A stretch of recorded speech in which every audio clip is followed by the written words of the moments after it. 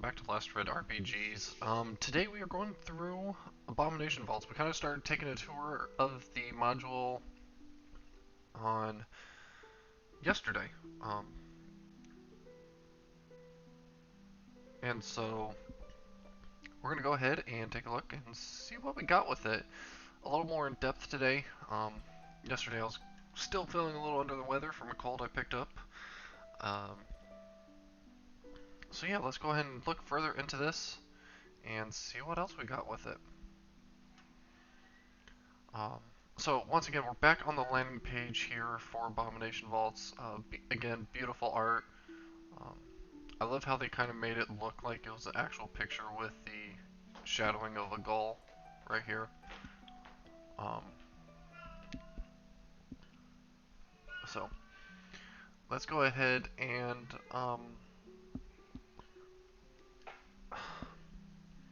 a few things I kind of just want to go look through is kind of like the journals, really. I mean, we've got getting started, so that obviously calls out, hey, get started with this first. So I think we'll go ahead and start there and just go forward.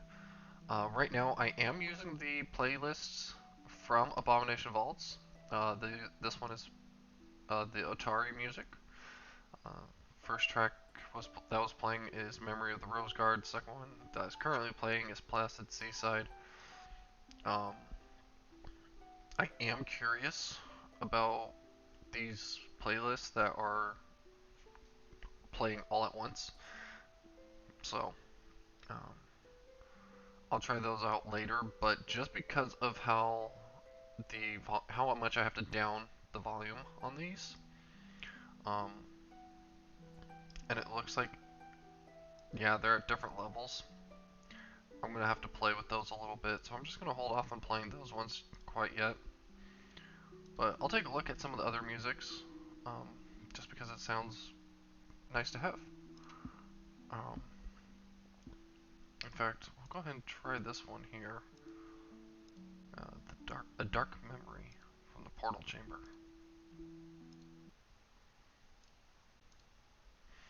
We'll just see what some of this music is like. In fact, I'm actually going to pop this out to... never mind, I'm not going to pop this out to a separate window. Alright, so Abomination Vaults. This module comes packaged with a swath of journal entries providing detailed room descriptions, NPCs' biographies, and other tools. Wherever possible, we will try to link to relevant entries within journals themselves, so that you are always got useful information at hand. If you've decided to run the Abomination Vaults adventure path, here are some of the useful journals you could read to get started. Planning your game. This journal contains several pages of containing useful material to help you decide how to get started with planning and eventually running your campaign.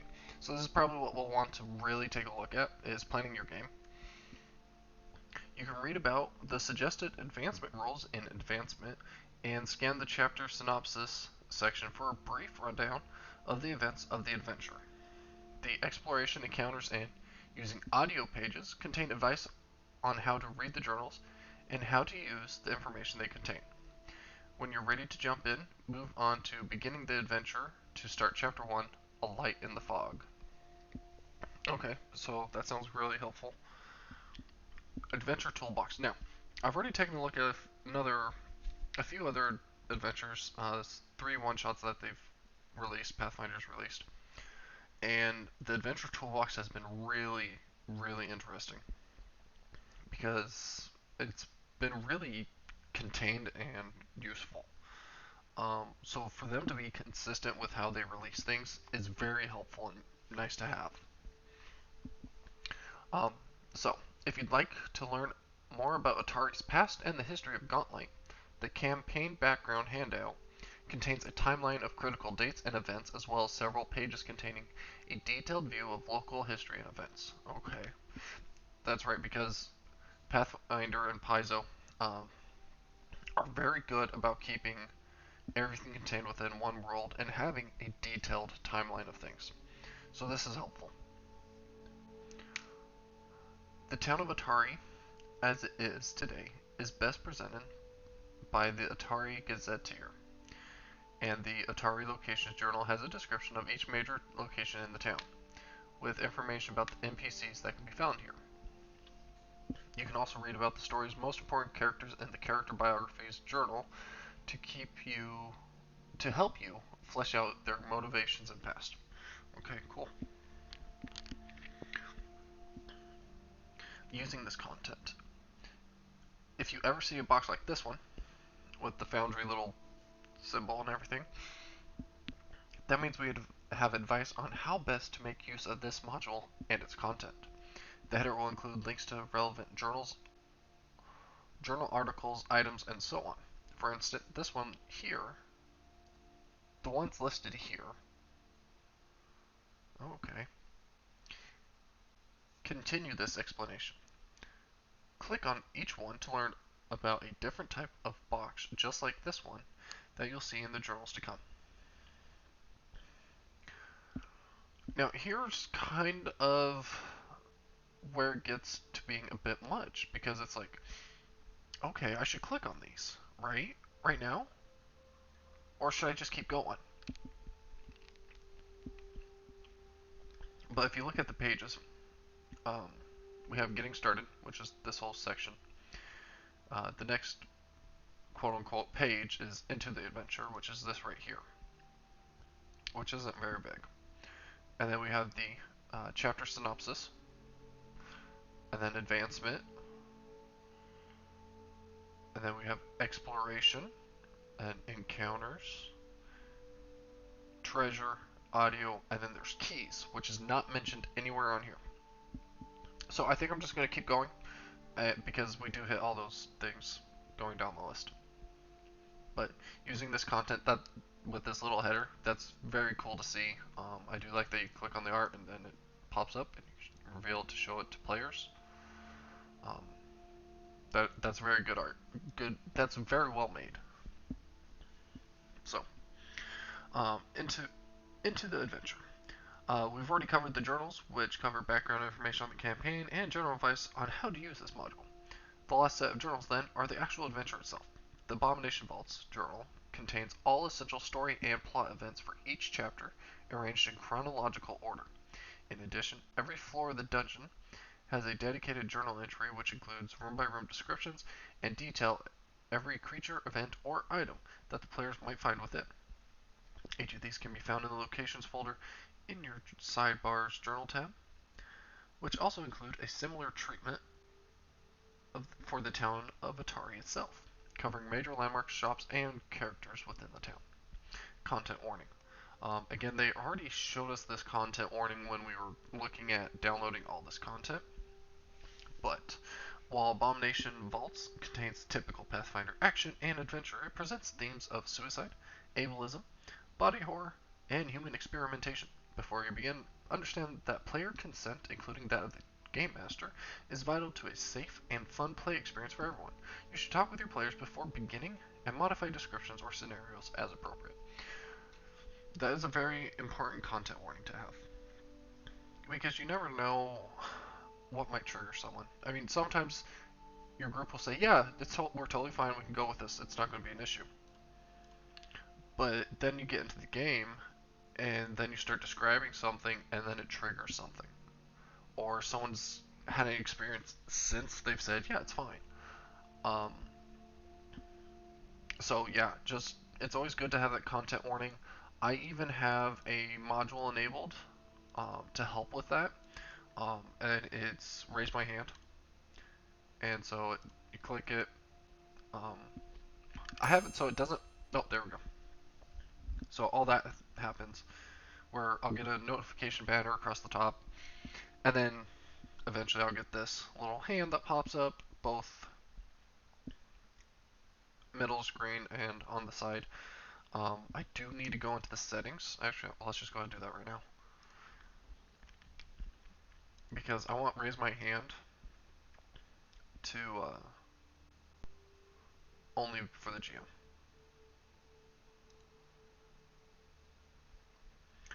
Reason being I do it this way is because I do not.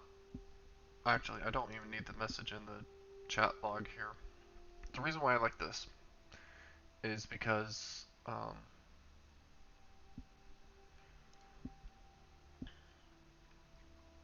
I didn't say that, did I?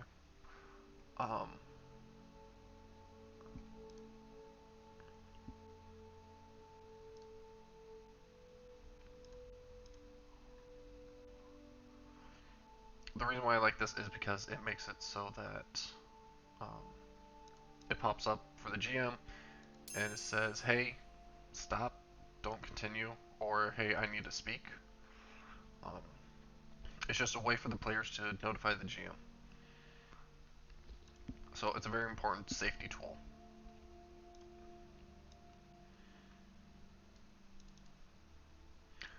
So now normally there's also the red X.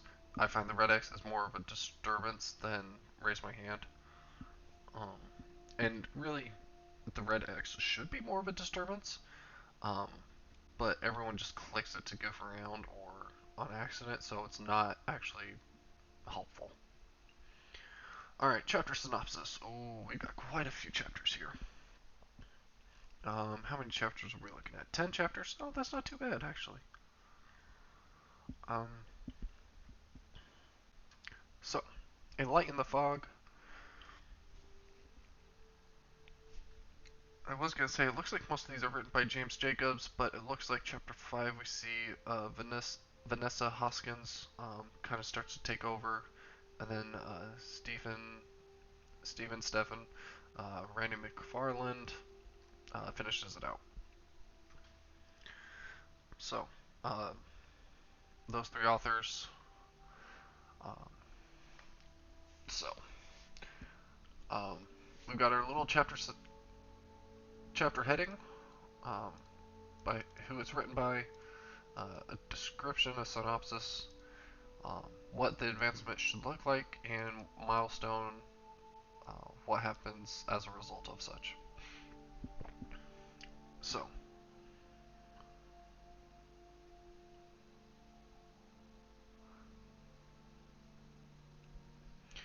um, A Light in the Fog by James Jacobs, Rin Savinksi. Oh wow, Savinksi suspects something dangerous in the ruins of Gauntlet Keep and asks the heroes to investigate the ruins and its strange lighthouse. The heroes begin at first level, or at second level if they've played the Pathfinder beginner box adventure. Oh, okay, so that's an option. Okay, cool. The heroes advance to second level or remain second level after clearing out most of the Gauntlet ruins, including the lighthouse's cupola. Okay. The Forgotten Dungeon.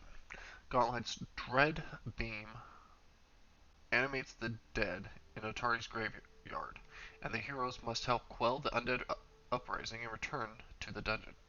The heroes should be level 2 before the Dead Tide for Otari event. Milestone, the heroes advance to 3rd level after defeating the Ghost Queen Warlocks. Hmm. Um, so, yeah, lots of spoilers, by the way. Don't know if that was obvious since this is like a campaign prep video. Um, but yeah, spoiler alert. Cult of the Kinker. The heroes explore the sprawling library now inhabited by a group of scholarly and sinister ghouls who call themselves the Cult of the Kinker.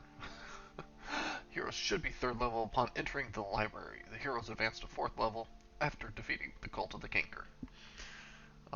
Long Dream the Dead.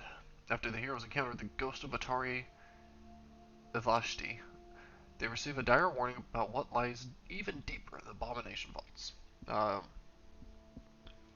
heroes should be 4th level upon entering Belcora's retreat, and advance to 5th level after speaking with Otari's ghost. Okay. Um, okay, so just little segments about each of the chapters. It doesn't really give too much. I'm actually going to skip the rest of this to kind of keep it somewhat a mystery. and we'll go from there. Advancement. I will say one thing I was kind of hoping to do was to get away from milestones. I really was. Um, I was hoping to see more of the experience point side of things, um, but I see that's kind of not really changed. So, advancement using experience points. While each level of the Abomination's Vault is built with the assumption that heroes at a particular character level each has more than enough encounters for a party to level up. Okay, so we probably could do experience points. Perfect. Part of the joy of a large dungeon crawl is the exploration of every nook and cranny, and a party who faces every encounter might gain enough experience points to reach higher levels well before the end of this adventure. And that's fine. Some later encounters challenge a high level party well enough, even if the heroes have to retreat, rest, and recover less often. I like that. The dungeon provides lots of freedom to explore, particularly in the middle levels. Let the players gauge whether their characters are in over their heads and retreat or flee if the situation demands it. When the heroes face harder than expected challenges for their current level, they earn more experience points. And when they face easier than expected ones, they earn less.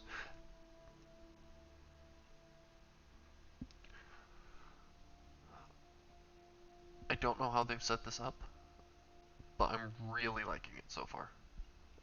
This keeps the progression on roughly the same track. That said, if you want a slower paced game, Abomination Vaults works well with a slow advancement speed. See Pathfinder Core Rulebook 509. Okay, well, since you said so, let's go take a look at Pathfinder Core Rulebook, page 509.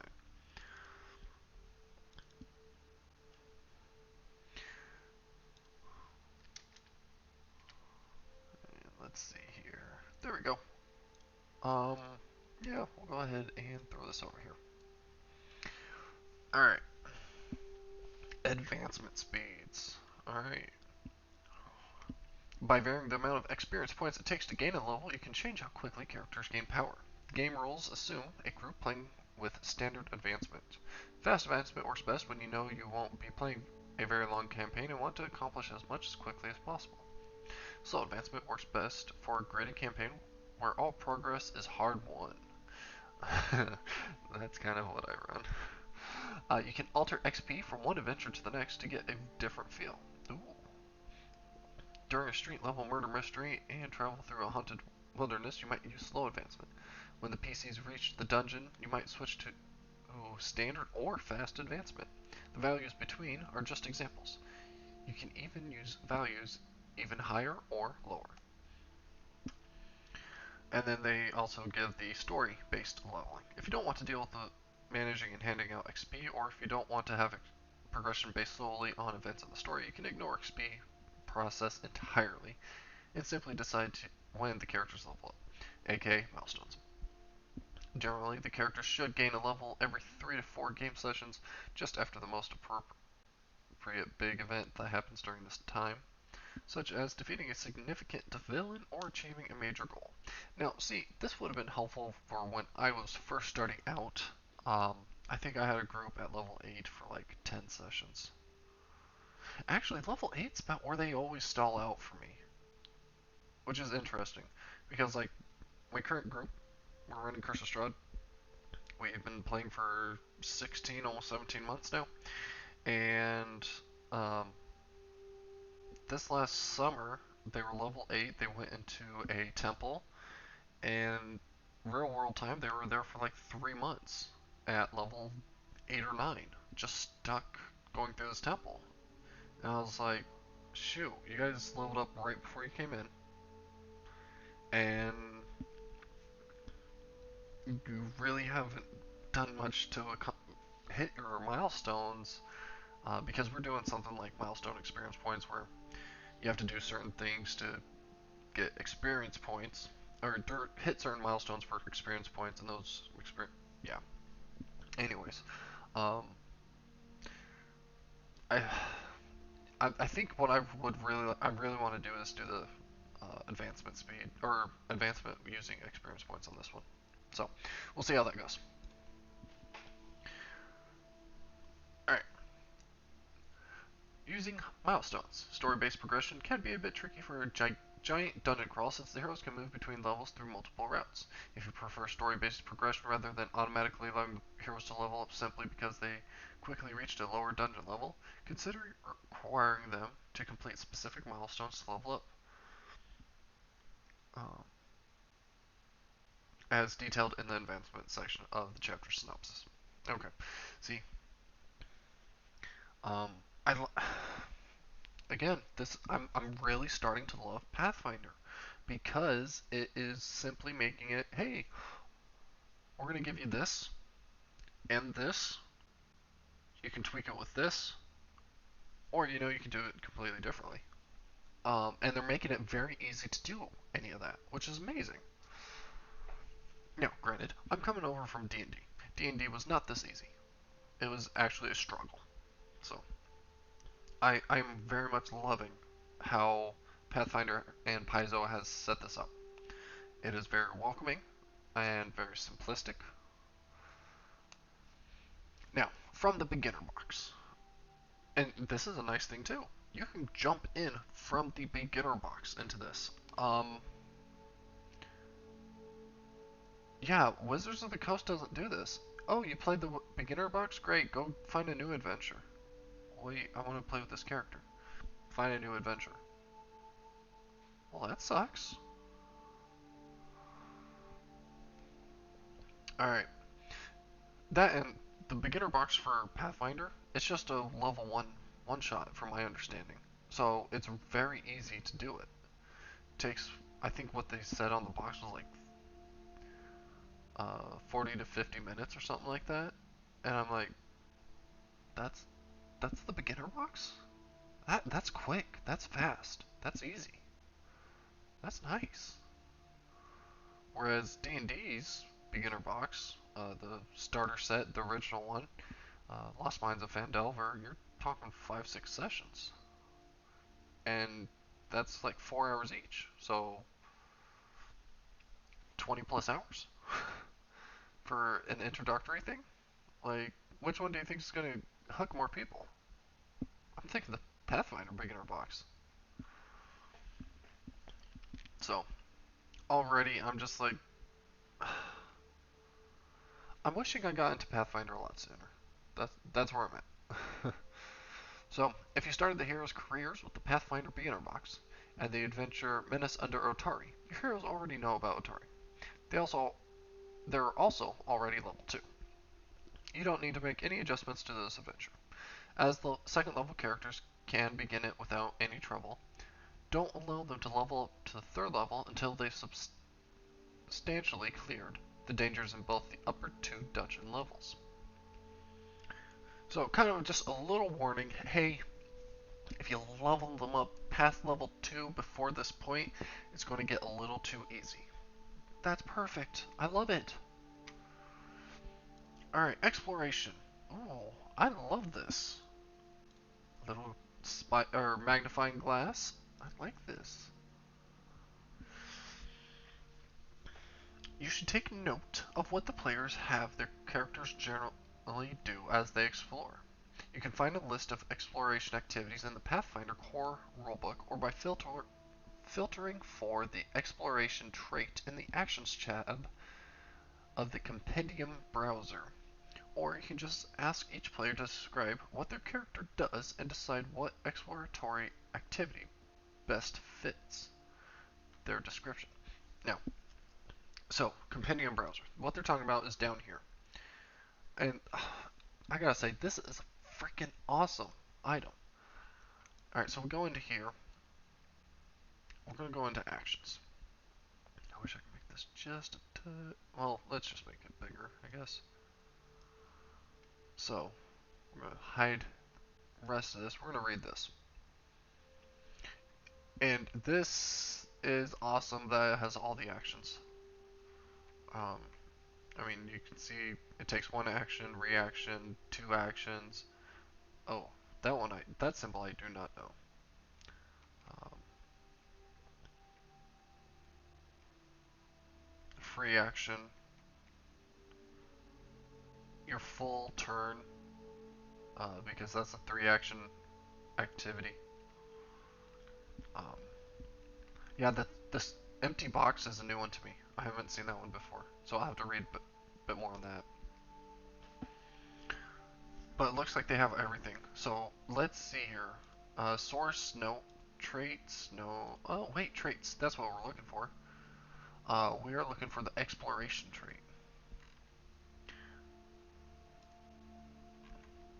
Okay, well, I guess I just found out what the box means. um, so here's what the boxes, each box, what the boxes mean. Is it's exploration. Okay, cool. um, and so you should take note of what players have their characters generally do as they explore. And so exploration activity. Cool.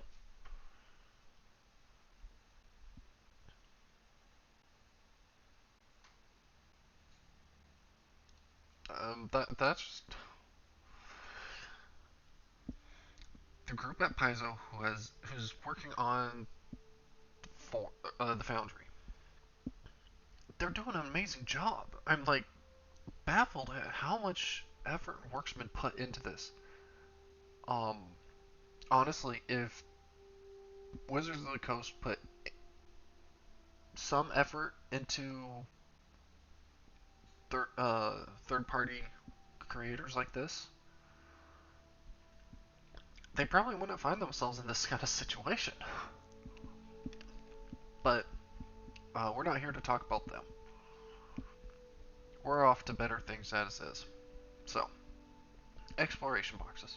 Certain effects are listed in the rooms based on whether a hero is investigating, searching, or performing another exploration activity.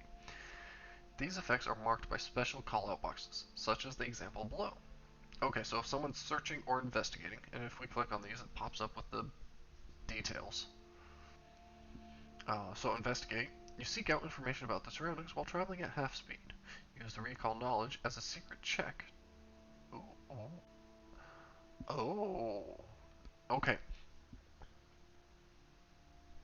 I need to pull up an actor sheet. Do we have... Hmm, we don't have any pre-gen characters. Okay. Um, let's do this then. Let's go ahead and create an actor. We're just gonna go party. Because I always create a party token. I always do. Um, I go core data, icons. That's just, I always do this. I create a party token. Um,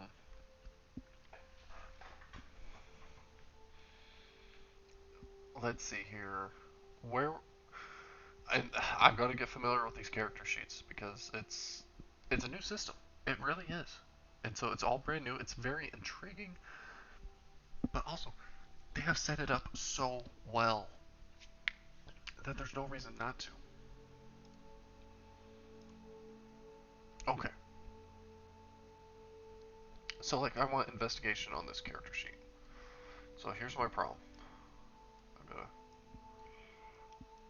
I want investigation. It's that easy to add. Alright, so it's a passive.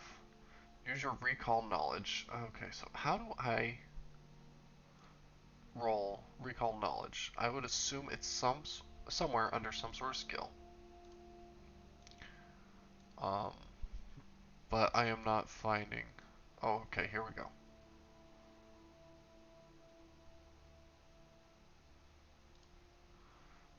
Recall knowledge, proficiencies, um, feats, effects, biography, and okay, I don't know. But yeah, adding skills is or items is very easy. You can just drag and drop, which is nice. Um,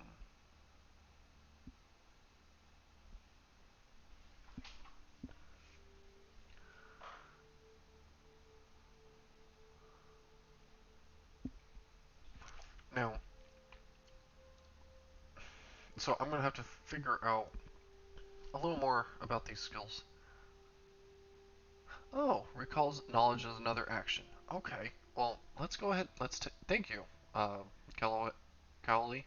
Let's look at the companion browser real quick. Recall knowledge. Oh, let's clear that. Let's go recall. Oh, yep, it is an action. Okay, very nice. Thank you. To remember useful. Okay, so let's go ahead and let's drag that onto that actor as well. Right here. Don't need this to be so big. Let's drop it down here. And now we should be able to find it under actions. Recall knowledge. We're gonna roll that. Oh wow. And it gives us this big old thing. Um.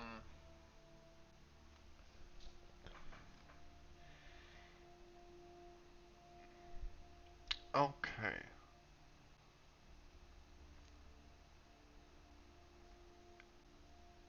And then it looks like it's going to be some sort of skill check at that point. Um, and so, okay, at that point it would be a core skill that they would roll. Um, okay, cool.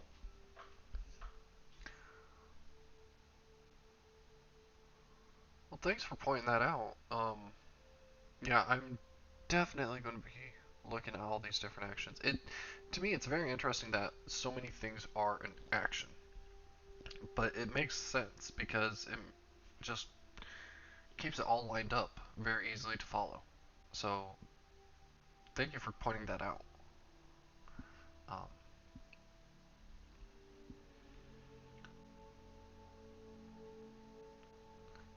oh, okay, very cool. Concentrate, secret, and it's a skill.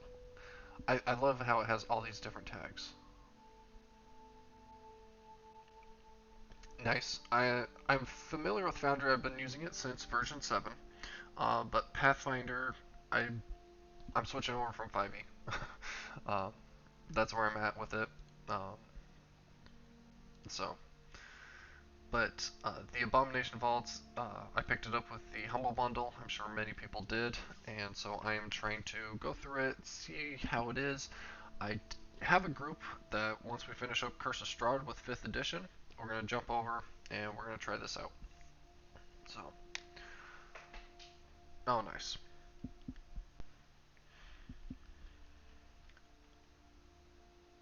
All right.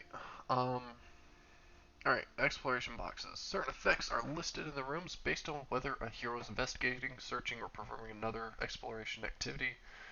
These effects are marked in special callout boxes such as the example below. Alright, so what I'm curious with is like this searching the room. Um, oh, okay, so if they're doing the search, so if they're doing search, I'm assuming they get this top one, searching the room, and if they're doing investigate, they'll identify the mosaic and start to investigate it. And so, oh, and then oh my goodness, this is gonna be so simple. So let me get, oh, I'm gonna, I have to make this journal entry a little smaller. So if I have my player selected and they're doing a perception check, I just click on this perception and it'll roll, and there we go. Oh, that's so nice. The only thing I wish would be different is if it was a secret roll automatically. And so, same thing with the society check. So now I don't have to open up their actor sheet and see what it is. Now I could make it private by switching my little icons down here. Um, Natural 20, there we go. Um, but yeah, okay, cool. And then check to decipher. Oh, okay. So they would have to make another exploration activity, or use another exploration activity. Okay, interesting. And this is all pre-set up in Foundry, so that's a nice thing to have with this module. And so yeah, so Calloway, my understanding is that Pathfinder branched off from 3.5, so I don't think you're gonna have too much of a learning curve, um, as much as I will. Um, so that's kind of a nice thing. A lot of people say it's kind of like a 3.75 of D&D. So you probably don't have as much of a learning curve as you think you do, which is nice. Um, Actions. In the exploration callout boxes, the relevant actions you need to look out for will be listed in the header. For example, in this case, we know that if any of our players are using search or investigation, they may learn additional information. The most common two exploration activities, but others such as scout or avoid notice will also be useful. Of course, you should feel free to reward your players with information, secret doors, or treasure, even if they aren't doing the specific exploration activity that's listed. As you've probably already noticed, as well as being a reference for which activities to look out for, you can also click on the links to see the full rules text of that exploration activity, which we've been doing. Checks. Sometimes these exploration activities will require a roll, as we did up here, as you can see in the above section. Also, like we knew what they were going to say. Throughout the adventure, most skill checks and saving throws will be presented in this format. By pressing the speech bubble on the icon, like this, you can print it out to the chat, allowing your players to simply click it. Of course, having their token selected. An alternative to that is if you have their user configuration and you have a character selected for them. Obviously, since I'm the GM, I have access to all the creatures. Um, but if I was to have my camera view set up for when I do my recordings and streaming of the sessions, um, then I have it assigned to the party, so I can have it pop out for party, and then my camera view I can click the perception.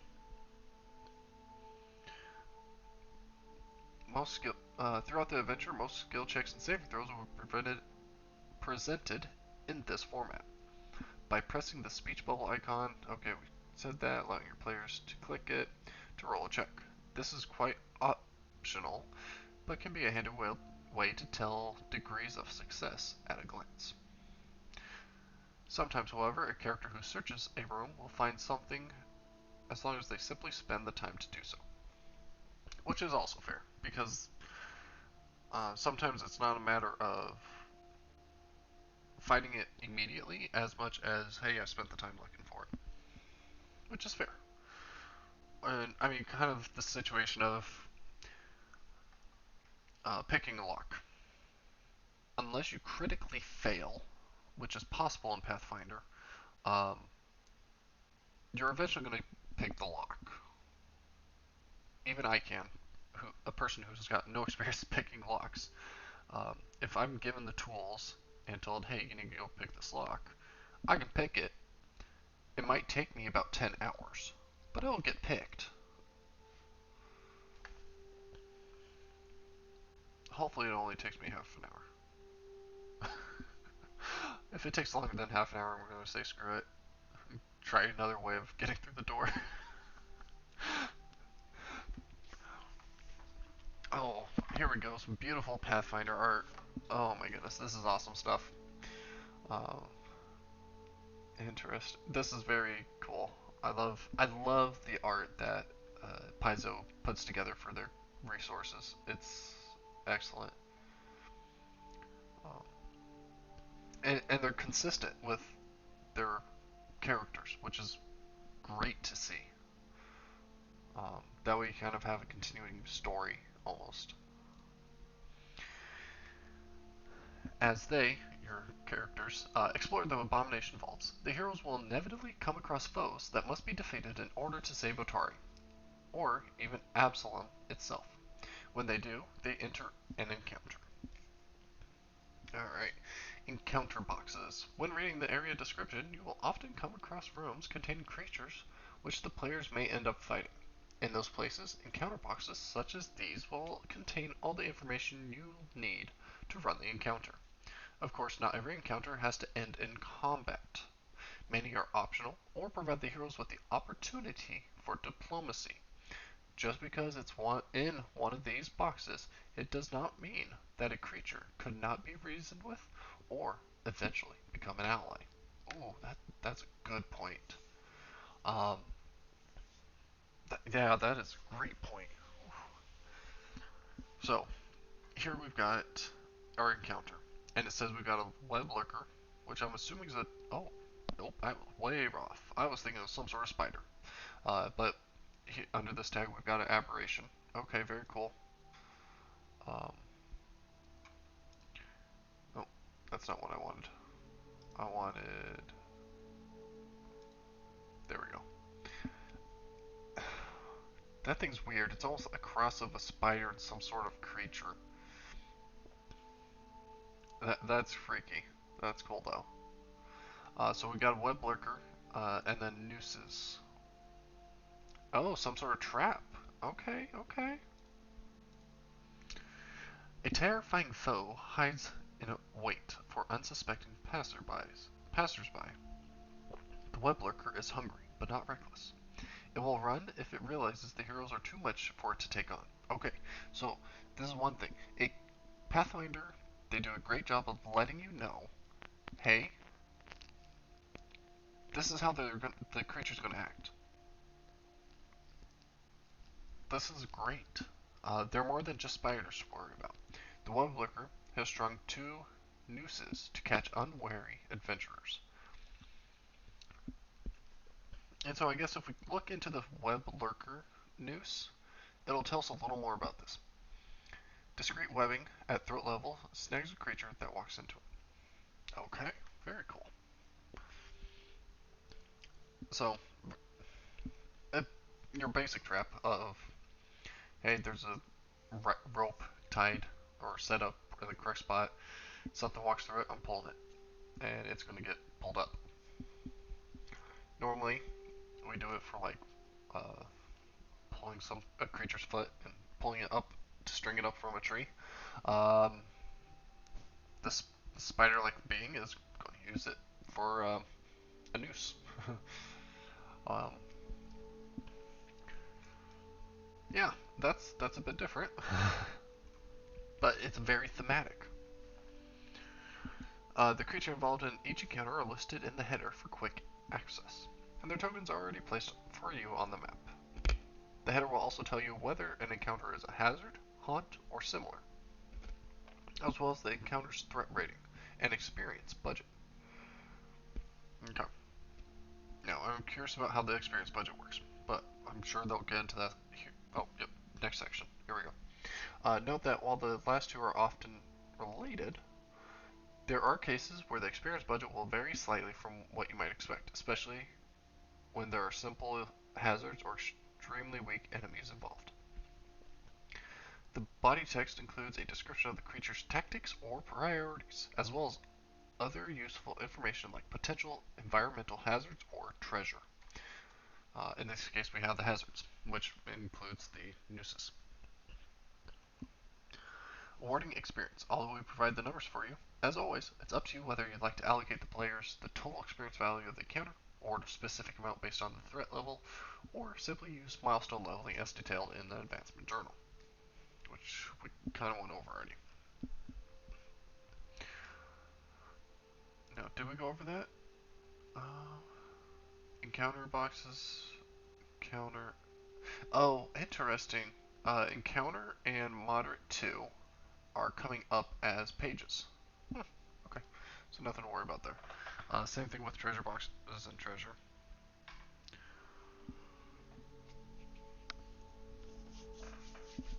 Alright, treasure.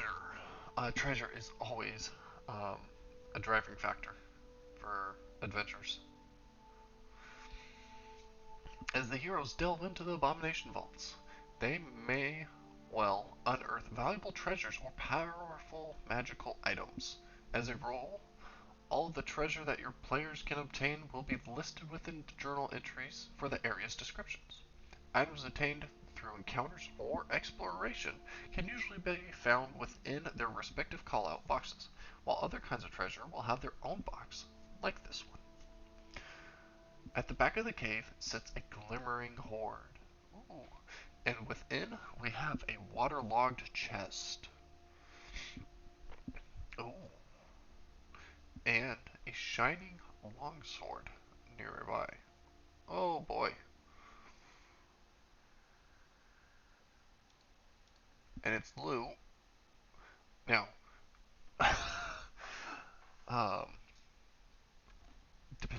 I'm assuming, depending on the characters available on scene, you can distribute the coins, and it'll distribute accordingly. And then, um, and so that will get rid of the treasure. And then, um, the Retribution Axe, Wayfinder, and Wand of Magic Missiles will be grabbable. I am curious about the bulk, bulk 2, bulk L. I am curious about those. I know the dash is kind of like negligible, really, but the L is what kind of catches me on the bulk.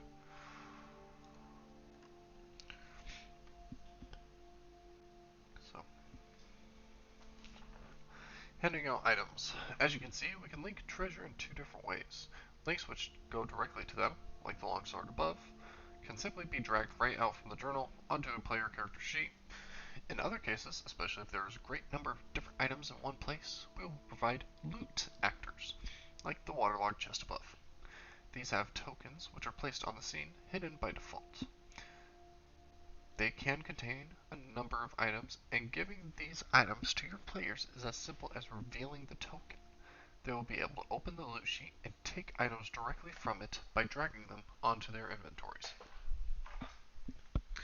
Coin as treasure. Coins are the only form of treasure that won't be linked in journals. This is because there's already an easy way for your players to add coins to their sheets through the add currency function in their inventories. So let's go into their party once again. Inventory. Coins. We are going to add coins.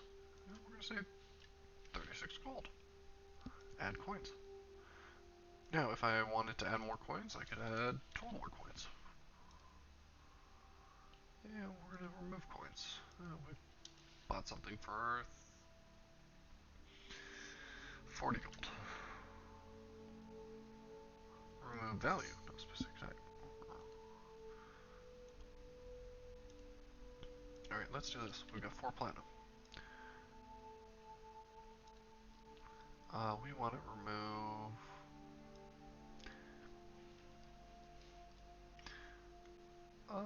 let's remove 370 silver.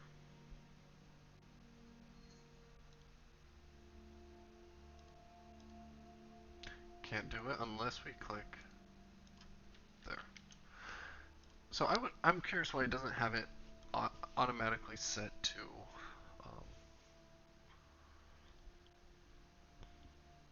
remove coins, or set to remove value, not the specific type.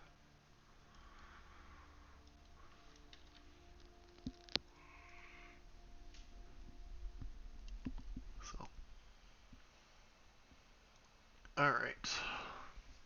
So that's a quick, easy way.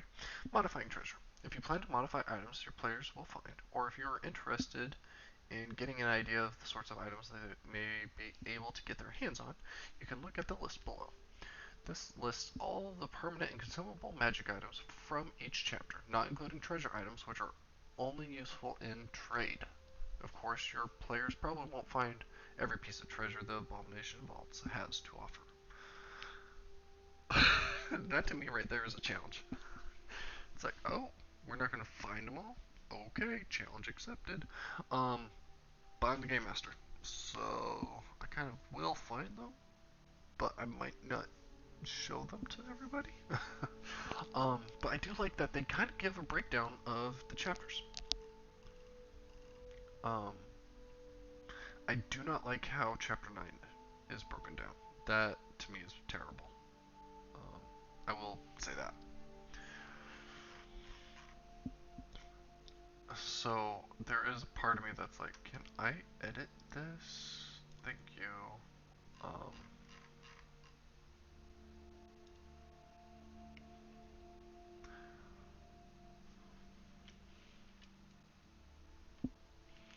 I wish what I could do.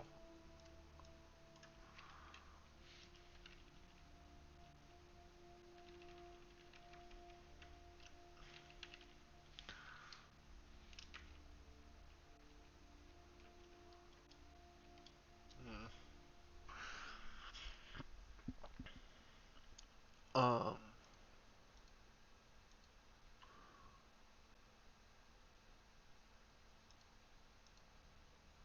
yeah, I wish what I could do is break it down. Yeah. Oh, it kept that edit. I did not want it to keep that edit, and I probably can't do a Control Z now.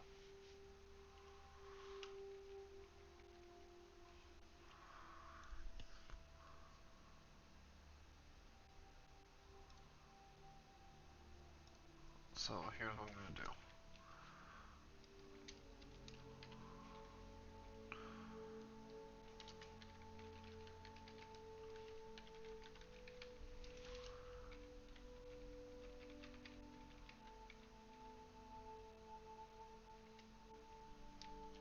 There we go. Then I still have the spacing. Oh gosh. Oh shoot. Oh no.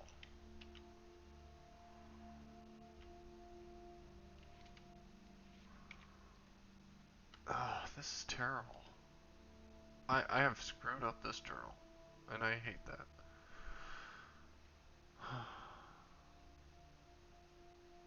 I mean, looking at it, it doesn't look like it's ruined, so we're gonna go with it. I'm gonna say I messed up, which I did.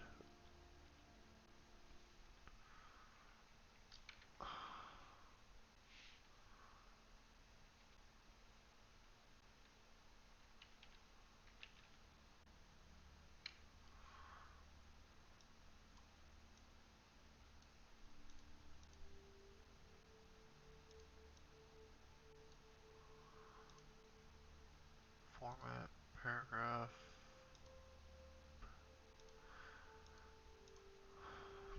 Yeah, formatting. I'm just gonna close it out with that. Leave it alone. I mean, it looks as good as it did. Um, I I still hate how it's set up. Because like Boots of Elven kind of cloak, yeah, it's just terribly how it's set up right here. So that's my big one gripe with module so far is that journal section right there, Chapter 9 Treasure. Um, in fact, oh,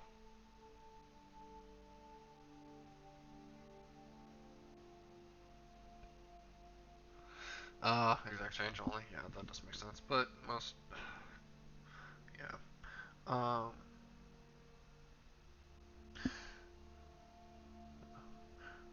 Chapter 9 Treasure. Yeah, that's my big gripe is this chapter section only. Um, Alright, audio. Audio actually is very well done, I think, so far. Because, like, it provides audio for every different scenario, which is really nice. Actually, we've been listening to the same playlist or same track for a while now, so we're gonna switch it up. So that was the Portal Chamber, Dark Memory. We're gonna try some of this other stuff. But before it gets too far, I need to edit the sound before it blows out eardrums.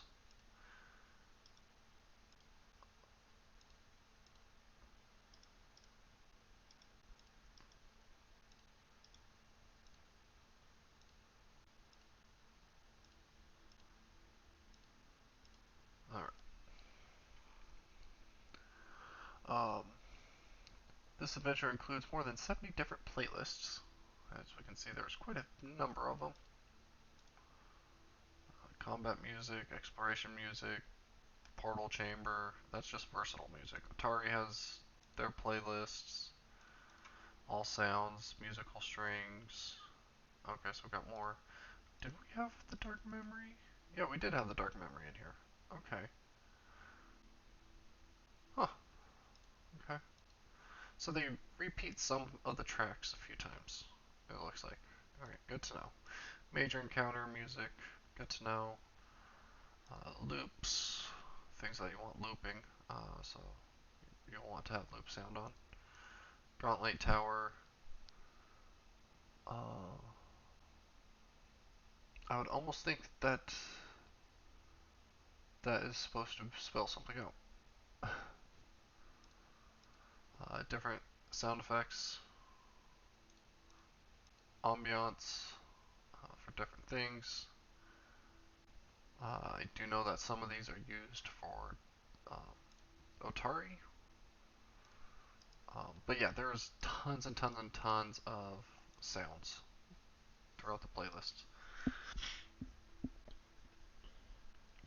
Uh, More than 70 different playlists to evoke particular moods give audio clues or inspire your players to a courageous and glorious battle.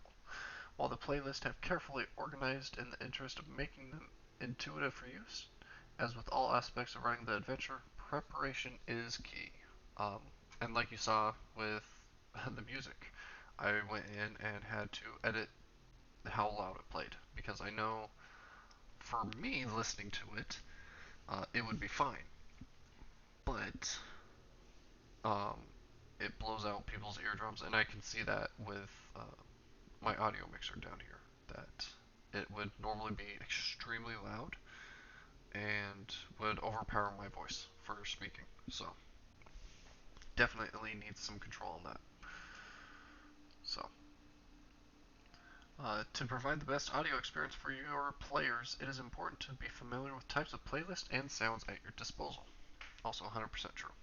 Um, Simultaneous music and ambience.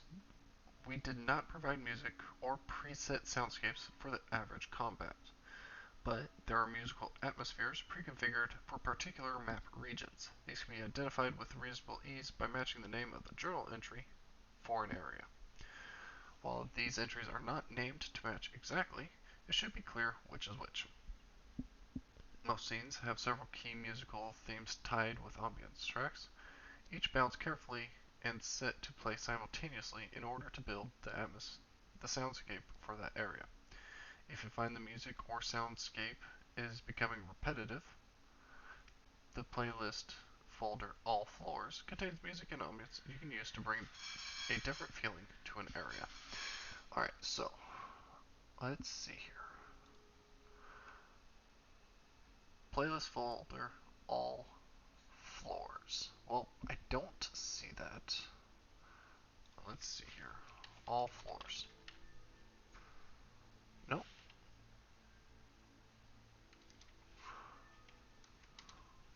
Um, so all sounds. Gauntlet Tower, nope. Major encounter, musical strings. All ambiance. Probably this is what. No, because I know River. Let me just edit this out a little bit. I'm gonna pause this other one. River one. It's probably just gonna sound like water. And I'm gonna put it on loop so we can tell.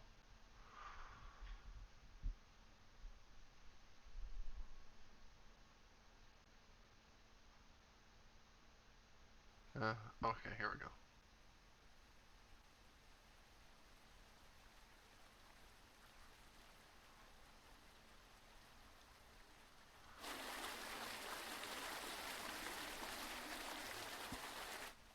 So, yep, like I said, it's just water.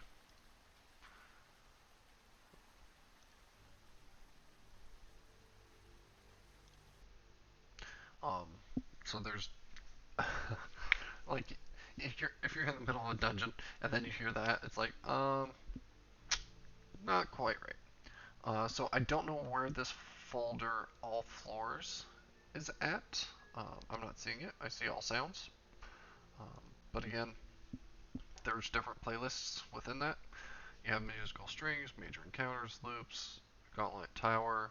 Um, Again, that one's a simultaneous play track or playlist with all these tracks. You have sound effects. You have whales, falling stones. Like I'm not gonna have that happen randomly. Um, so more than likely, it's this musical strings, which is fine. Reoccurring themes. Um, the playlist provided include and reuse a number of recurring themes to let you build auditory reminders for your players. For example, whenever a scene involves Bakura Horovix, one of her golems, or a particularly potent remnant of her past, a playlist will begin with Bellicora warning. In places where the essence of Nimbalith has had an effect, the auto track, What Do We Say to the Empty Death, has likely been left as an ambient sound source on the scene, albeit quiet enough that only the most attentive players should notice it. Throughout the first floors, Volek's theme, The Worm's March, or Waltz of the Worms, has been woven into the playlist to represent his involvement in the particular side plot. Making liberal but subtle use of the tracks like these will help elicit a response in your players when they reach an inevitable combat where the theme is used as they face their foe. That is great storytelling. It's kind of that foreshadowing thing, but with music, and it's great. It's excellent storytelling. Um, yeah, ambient sound sources. So we've got a little box here. So uh, knowledge base, ambient sounds. So that's going to be a journal entry. We'll take. Nope, nope. Whole. That's a whole new module thing. It looks like. Uh, oh, that's just talking about ambient sounds. So an ambient sound is going to be a sound that you place on the scene. Okay, that's fine. Throughout the adventure, each scene has at least two pre-placed ambient sound sources. Oh, they have at least two on each scene? We'll have to go check a scene after this. Usually centered on the Gauntlet Tower. Okay, so we'll go look at the Gauntlet Tower specifically. Ambient sound sources give your players audio clues to proximity to their tokens, and it is an important as a GM to know when they will be expecting those sounds. Before your sessions start, take a moment and familiarize yourself with the sounds your players may experience by checking the ambient sound controls. You can stop an ambient sound source from emitting a sound by right-clicking on it from the sound layer at any time. Alright, let's do this real quick. Let's head over there. Um, let's take a look at the ruins real quick. Because I want to see what they've got out here.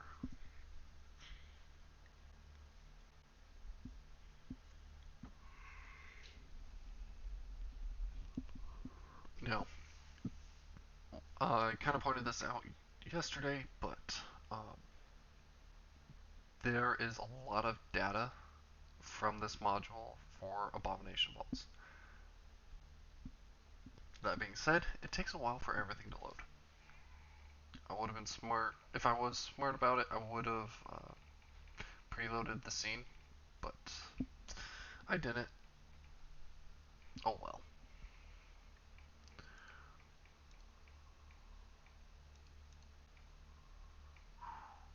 That needs reorder. Alright, well, that's taking a little bit to load. It's stuck at the last few percentage. Using combat music. While only a few combat audio tracks have been provided for normal combat encounters, there is also a list of major encounter music tracks which can be leveraged in more serious fights. While a number of these have been chosen for specific encounters, we encourage you to create your own combat soundscapes with the tools available. However, use some caution.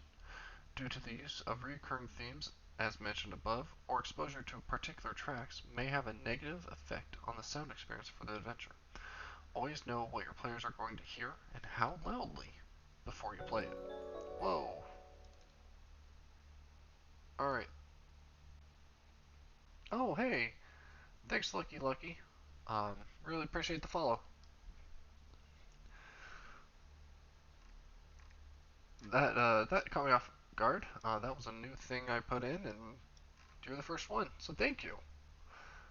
Alright, so looking through this scene, we have two ambient soundtracks.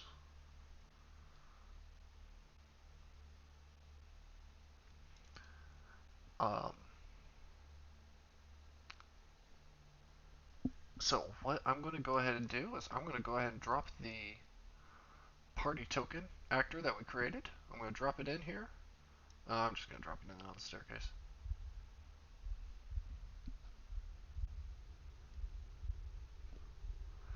And one thing you'll notice, let's see the walls real quick. Okay, there's no walls right there. Is the closer to the... Oh, no, this does not have volume music. Okay. Oh, interesting, but it does.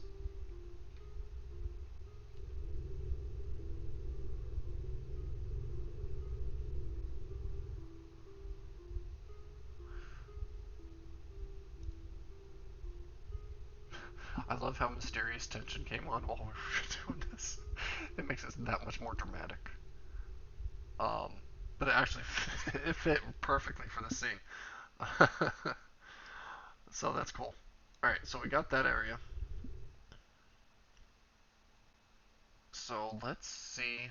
And then we had another audio source over here. I just want to check real quick, make sure we're not going to blow drums out. Okay. It's only at a 0.1, so that's good volume. Actually, one thing I'm going to do is I want to make it so I can always see where I've got audio. That way I know when actors are going to be moving into that space. Okay, so I had to take a second step into this one.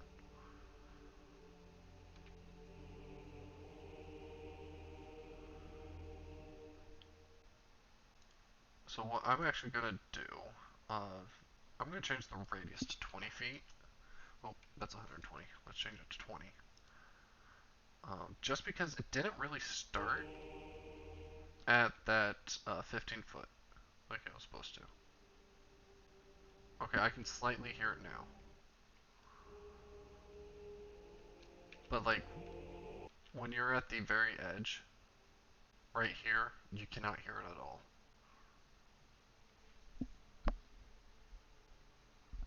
You can barely hear it. So it's very difficult. Um, this one does have volume music on. Okay, so that does make sense. This one doesn't, but it still did it. um, so that probably is a little bit of a bug with Foundry, um, but I'm not too sure.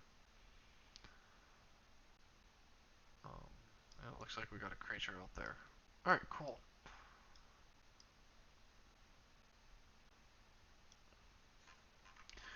I will say I don't care for this double door kind of action going on. Um, and there's two reasons for that. Reason one is it's an extra wall that doesn't need to be there.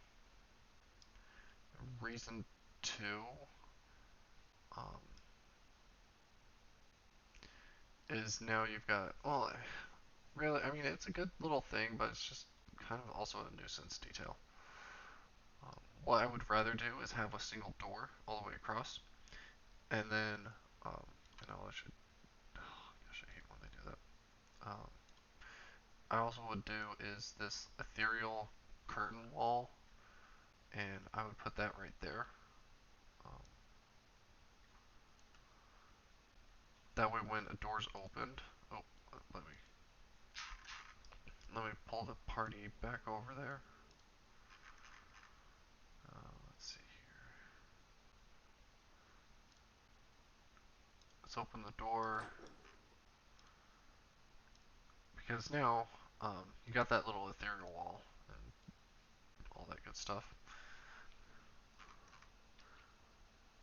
Now you can move through and you open your door, all this stuff. So, yeah. Yeah, I mean, overall though, I mean they've done a great job. It looks great. You don't need the ethereal walls there. To me, it just that is better, in my opinion, than the double doors. But again, it's how they designed it. It works fine. Um, it looks great either way. I will say, just glancing over, it is very easy to miss these tokens that are hidden um, because do blend in so well.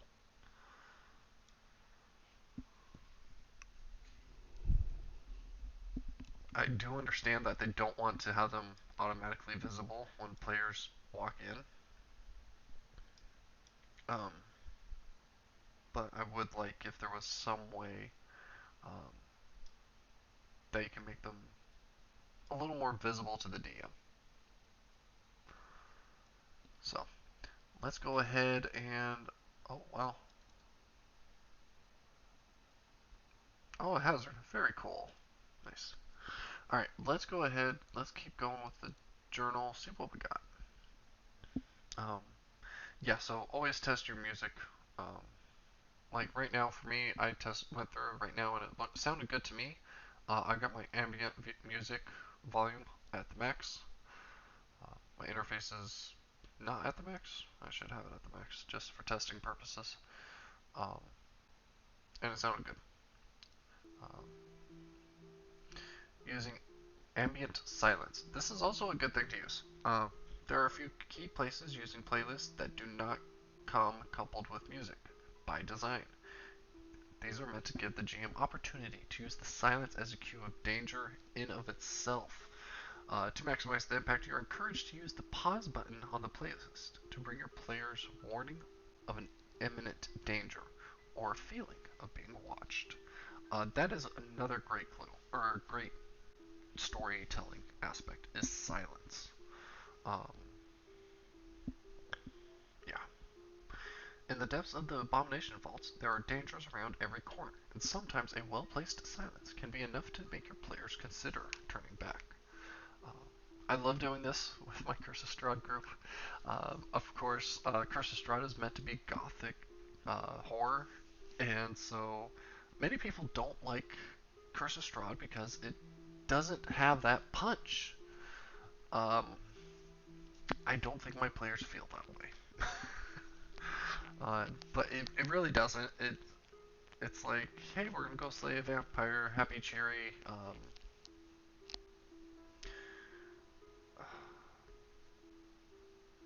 Uh, Wizard of Oz, follow the Golden Trail, just do the quests, and you'll go kill Strahd. No, um, let's take a pickaxe to the Golden Path and do it our own way. Alright, keys. Throughout this adventure, the heroes might come across keys that they can use to open doors and other locks throughout the dungeon. Uh, you keep You can keep track of which keys they have discovered with the items which are linked in the room's description journals. However, the key's description won't tell you which door it opens. Okay, I'm going to make a change to that actually. Only the room in which it was found. This is because you may not want to reveal to your players which doors the keys opens as soon as they find the key. Instead, we have collected all the important information to one place on this page. If you'd like, you can also use this handout to keep track of which keys the heroes have and have not yet found. So, I have a module that's called DM Notes, or GM Notes.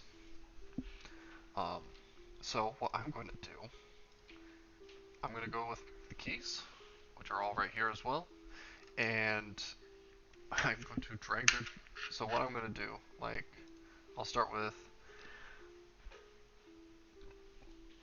this big, long named key. As Val the Ganders. Holy crap, that's a tough word.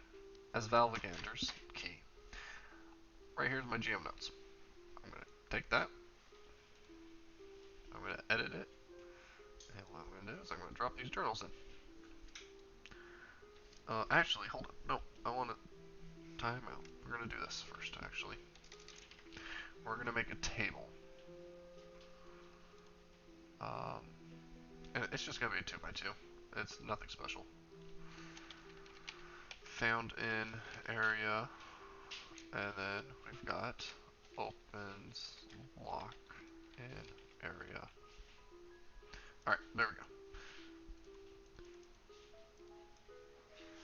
So we can delete all that. We're gonna go here.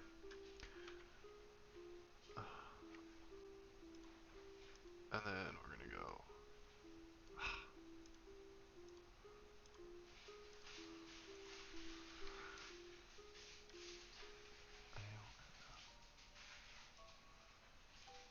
Alright, and then we'll save it.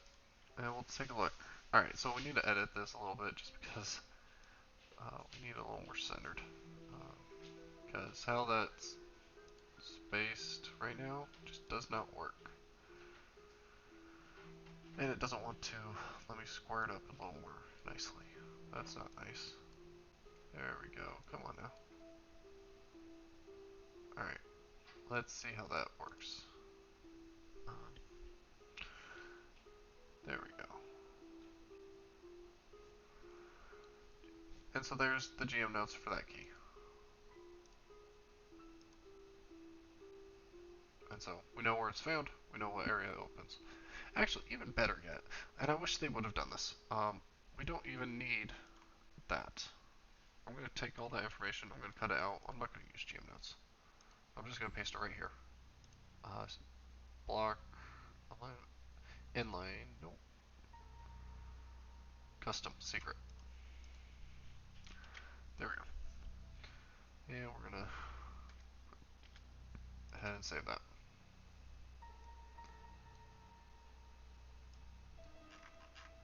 No? Well, phooey. Found in there. Alright. Why is...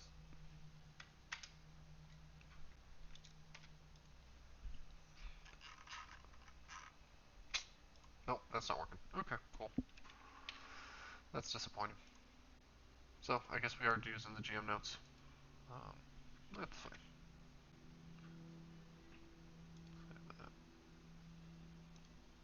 Alright. Now, of course, I put the wrong information because I was expecting this to be in alphabetical order. It's not. So, let's see here.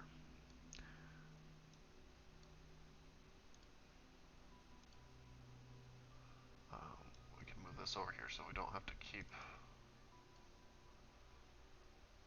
We only open one area with this, okay. And that is G04. Bingo, anybody? Alright, here we go. That's what I would do. Because only the GM can see this. Though I do wish they were able to put in the description a secret box so you can see it when you open it up, and only the GM could see the description or the secret description telling you, hey, this is where it was found, this is where you got it, and what it opens. So, but yep, this is very useful. This is very nice. I do like how that's going to turn out. I do notice that there is one setting for the game master notes. I don't need the hide GM note label because it's already hidden because of another module that I think it's called Cleaner. Uh,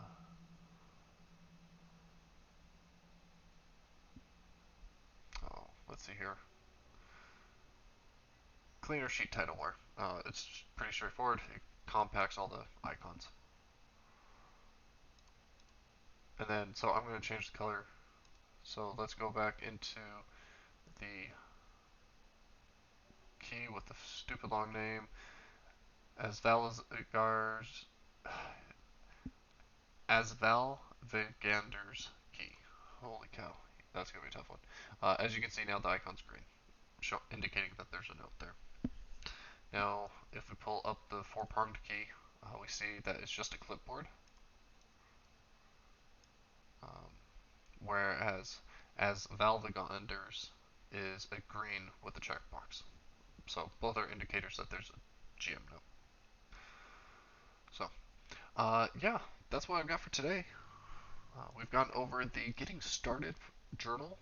There's quite a few things I do still want to make small changes, like to these keys. Not really something you guys are probably too interested in me doing, or at least watching me do, anyways. But it looks like I have some updates to make to Pathfinder 2nd Edition. Update firmware from the 468 to 474. Um, but this is going to be. I'm excited to run this with my group of friends. We got started with Curse of Strahd, and we are moving over to Pathfinder. Or at least it looks like we're going to be moving to Pathfinder. Um, it's been interesting because we've thrown out a number of ideas of what we want to play, but everybody's happened to pick up Pathfinder books in the last month or so, and so it looks like that's where we're heading. So, uh, go ahead, subscribe, follow along, and we'll see where this journey takes us. Until next time, have a good night.